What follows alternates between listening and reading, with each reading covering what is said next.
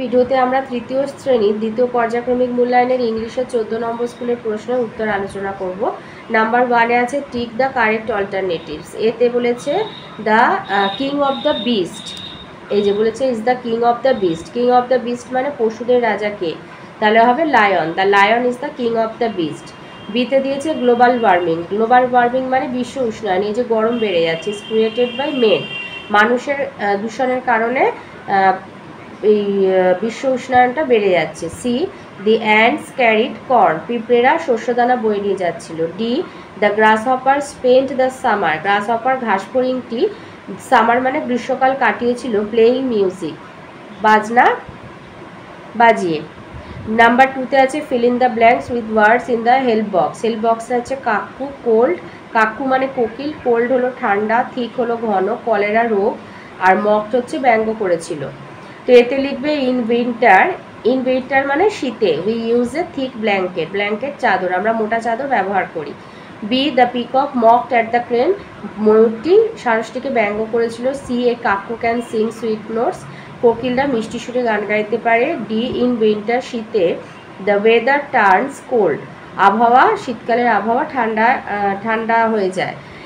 E the house fly মানে আমরা যেটা মাছি বলি, spreads a disease called cholera, মাছি হচ্ছে কলেরা রোগ ছড়ায়। নাম্বার 3-তে আছে match column A with column B. এতে আছে বেবি ডিয়ার ইজ কল্ড হবে ফন।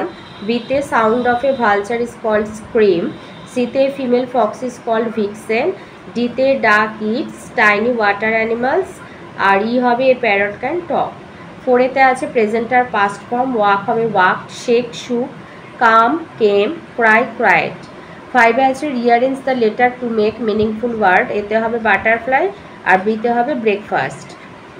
নাম্বার 6 বলেছে use can or can not properly to complete the following sentence. A duck can swim in the water, বলছে হাঁস জলে সাঁতার কাটতে পারে, but a parrot can not, কিন্তু টিয়া পাখি পারে না। 7-এ দিয়েছে make sentence with the following words. এতে আছে proud, I am proud to be an Indian. আর বিতে লিখবে season, there are 6 season in our country. 8-এ দিয়েছে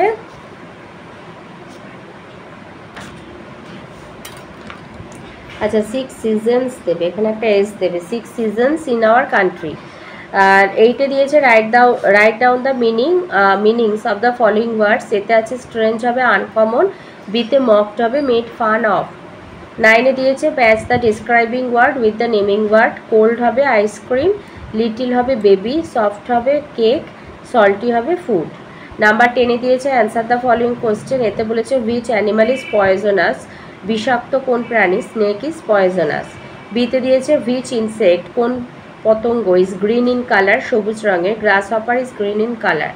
সিতে দিয়েছে which bird can weave a nest, কোন পাখি বাসা বুনতে পারে, weaver bird can weave a nest, weaver bird মানে বাবুই পাখি বাসা বুনতে পারে। তো এই ছিল আজকে তৃতীয় শ্রেণীর দ্বিতীয় পর্যায়ক্রমিক মূল্যায়নের ইংলিশের 14 নম্বর স্কুলের প্রশ্নের উত্তরগুলো।